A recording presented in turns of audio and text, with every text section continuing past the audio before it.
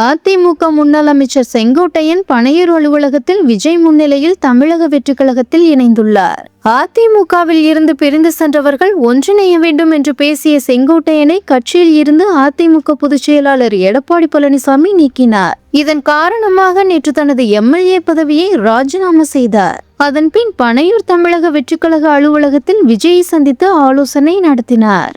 இந்நிலையில் அதிமுக முன்னாள் அமைச்சர் செங்கோட்டையன் பனையூர் அலுவலகத்தில் விஜய் முன்னிலையில் தமிழக வெற்றி கழகத்தில் அதிகாரப்பூர்வமாக இணைந்துள்ளார். செங்கோட்டையனின் ஆதரவாளர் சத்யபாமா உள்ளிட்ட 100க்கும் மேற்பட்டோர் தமிழக வெற்றி கழகத்தில் இணைந்துள்ளனர்.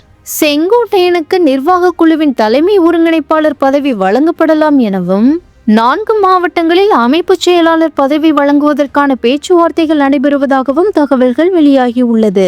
மேலும் புசி ஆனந்துடன் செங்கோட்டையன் இணைந்து செயல்படுவார் எனவும் தகவல் வெளியாகியுள்ளது.